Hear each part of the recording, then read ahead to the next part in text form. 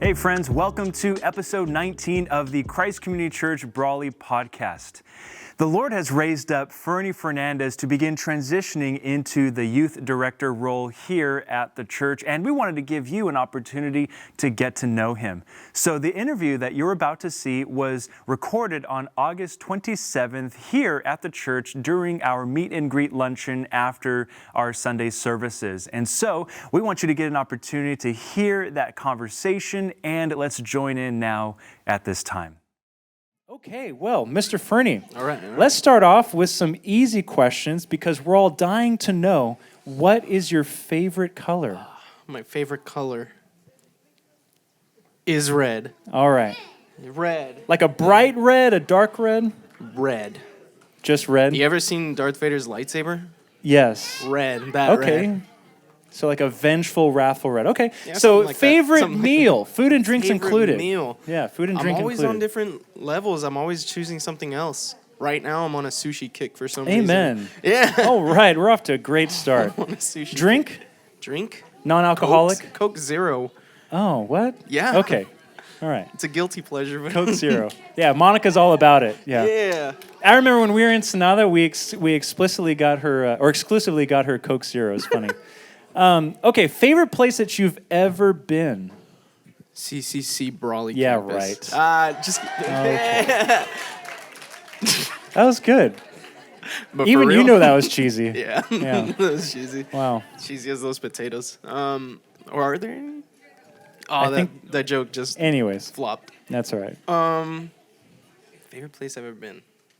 I love Universal Studios. Okay. Awesome. Universal Studios. I've favorite never place. been. I'm not a ride person, so I just don't venture into those Yeah, areas. me neither. I don't like roller coasters. Oh.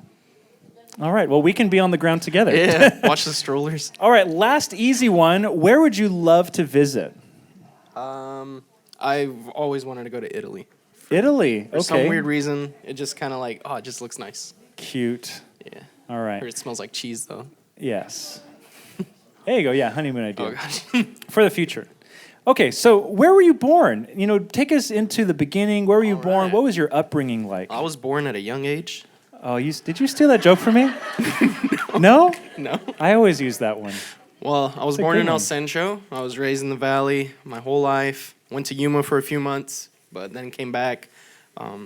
Very gentle upbringing, I think. Very, very wholesome, very loving. Family was together. Yep. Everything was good there. Yeah, whole family, always supportive. What does your family think about you joining CCC Brawley? They're very, I would say, proud of me, I think. All right. They've expressed that they're very much. Yeah, they've expressed that. Your family at that table is very At that excited. table, yeah. Yes. Yeah. And then my parents also. That's good. All right. Now, before you became a Christian, what did your life revolve around? Where did you get your security and your purpose from? What were you focused on before Jesus? Your BC days. My BC days. The thing I really relied on most for some reason was myself. I really thought that I can do things on my own, in my own strength. Later I learned that that's not the case. But that's where it mostly was in myself. Okay. And in your upbringing, were you involved in church? Did you grow up in that Christian family or not? What did that like? What was your church background? I was basically my entire life. I think the first time we went to church, I still remember my mom was like, "Hey, we're gonna go to church." I'm like, "What's church?" I was like 5 years old, and we ended up starting going to church, and my whole life just been in the upbringing, and yeah. Okay. And so you grew up in it for the most part. Yeah, grew up. And how were you introduced to Jesus? What did that gospel conversation look like at first? Did you receive that right away? Did it take some time? So that was strange. So growing up in church, you obviously hear all these things, but I've always believed that there comes a point in your life where you have to make a decision. It can't be your parents' decision. It can't be your family's. It has to be your own relationship with the Lord. And obviously, I heard the gospel growing up, but it was until I actually started going to youth group where I started hearing it more consistently. At first, it was kind of like I thought I was living for it, but there was just this side of me that was like still not fully there, still not fully convinced. And so it was only until I actually started attending Christ Community in El Centro that youth group really pushed me to grow, really pushed me to pursue a better relationship with the Lord, what it actually meant to have that relationship. And that was actually where I got saved, really. Okay, Like, so at the youth ministry at Christ Community I Health was Central? 16, 17, yeah. Awesome. And youth ministry played a real key role in my own salvation, too. Kirk Reynolds was my youth pastor, first father in the faith. And so those early teenage are really formative years. And so it's so important to evangelize and disciple people in their youth, lest the enemy disciple them, right? It's been said that somebody's going to disciple our kids. It's either going to be the church or it's going to be the world. And so we want to do our best to disciple kids from a young age. And so maybe dive a little bit deeper on that moment. What did that moment look like? Your Romans 10:9 moment where you confessed and believed. What happened there? Did you pray with somebody? Did you just do that on your own? What did that moment look like? I actually did that on my own. Okay. It took a bit of convincing. It was a regular Wednesday night, actually. Like, usually these things happen at camps or other things, which is great. But, like, for mine, it was a regular service. And Pastor Cameron was teaching. Okay. He had just become youth pastor. He'd just get in. And he had always been very intentional at meeting up with me, very much counseling me during that time. And I think just one Wednesday, it just clicked. I'm like, this is what I need to do. I just saw, or I just knew that God was so good and I was so bad. That was the first initial thing. It's like, man, I am a sinner. And Christ died for me. He did this for me. And that was where it kind of like put it into perspective. Like, there's this man, this glorious man, perfect man who loved me, who died for me. And that was the first time it clicked. And I was like, I'm ready. I did tell Cameron afterwards, we prayed. It wasn't the prayer like, sure. Just repeat after me. Yeah. It was more like we were just thanking God and glorifying God in that moment. Because even then, even though I was saved, it's still about him. Yeah. Like, it's not about me. Yeah. And so that was what that moment was like. So Pastor Cameron played a real pivotal role in seeing you come to Christ for the first time, and would you say also discipling you as well? Yeah, I've been with Cameron since that moment. Okay. I worked alongside him as his intern. Yeah. That was really fun. That was cool. A lot more discipling, a lot more harsh rebuking. There were some moments there, but overall we did ministry together, and it was genuinely an amazing time of my life. And, it is so important, especially for those who grow up in a Christian household. They hear the Bible. They're around these things all the time. It's so important to distinguish. It's one thing to just know that in information, like, okay, I can recite the right things. I can say the right answers.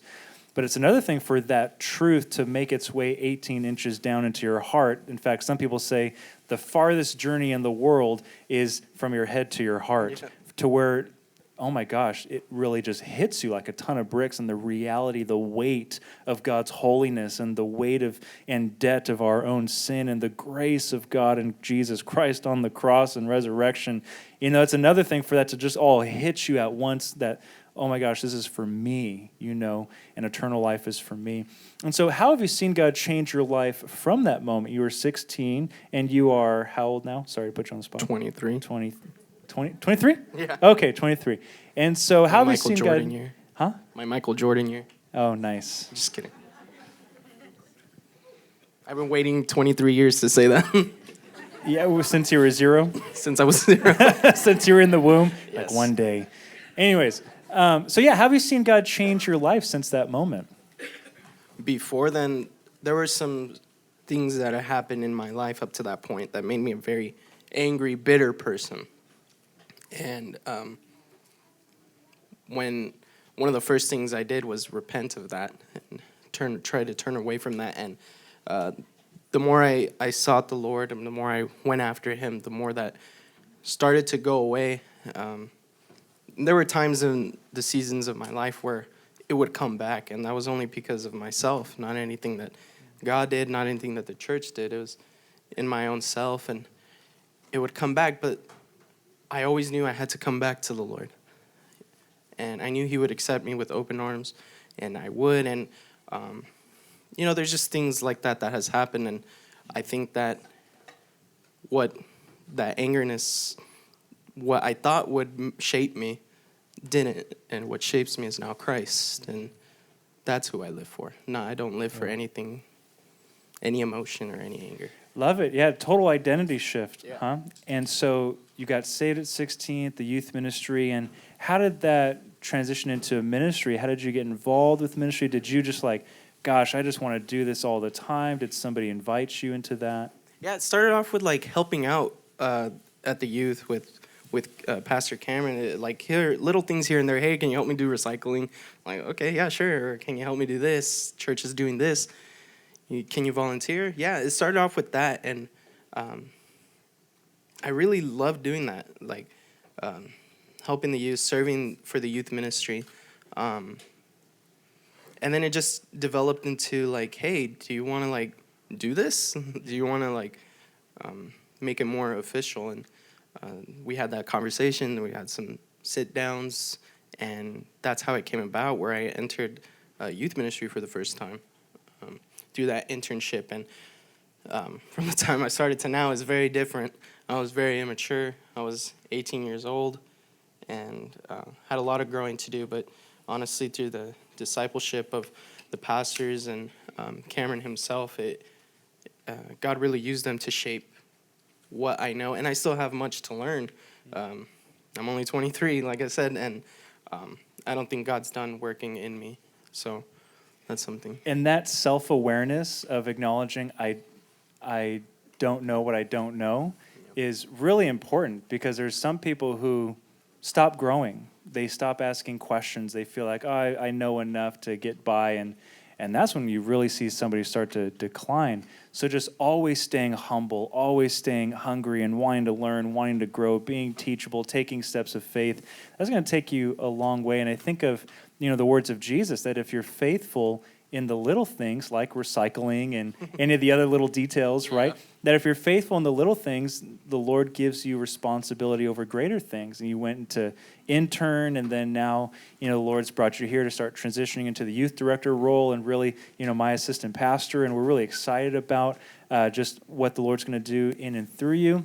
And so now, kind of broadening the spectrum, this may seem very interviewee, but what work/ministry experience, this is more for all of us, what kind of work and ministry experience do you have, or are you taking classes also to grow in that calling? So both of those, the education and the experience route. Well, the experience I've had is at Reach Student Ministries. I've been there for 5 years, up until the few weeks ago. That's basically the experience that I've had. I've also done work with YFC, Campus Life. Yeah, shout out to them. Shout out. Yeah. Campus Life is, yeah. Yeah, Lena. Yeah, Lena. Yeah. Jeez, there you go. All right. Campus Life has also helped shaped the work that I do now, basically. I was very introverted. I think for a lot of us, Campus Life was kind of a lot of people's ministries, sort of starting grounds, starting points, especially as student leaders, on campus, being handed responsibility. I think that's where a lot of current ministry leaders who obviously had to be involved in Campus Life or something similar, that's where they kind of started growing in those real early stages. I know that's how it was for me. So that's great. So being a part of Campus Life. Taught me to not be embarrassed in front of, don't be ashamed of the gospel. Yeah. Even if it's handing out flyers. Yep. Which I'm very good at now, I think. We're going to do a whole lot more than hand out flyers. So yeah. There we go. But it's just, it's a good tool. It's a good opportunity to grow. And then, what was the other one? Any other work outside of that? It's pretty much all I've dedicated myself to. All right. Yeah. And any classes that you have taken or are taking? Yeah, I'm currently in Imperial Valley School of Ministry. It's an accredited program, just going through it, hopefully to get it's which an is through associate's El degree. Centro Yeah, or through Christ El Centro Community Campus, Church. Yeah. Christ Community and El Centro.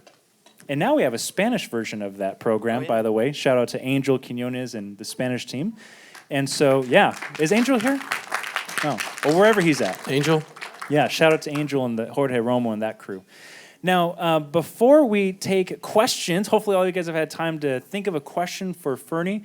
Before we take questions, what is one last thing you'd like to share with us as you begin transitioning into this role? This whole transition has been it's only been about 2 weeks, but it has been a blessing.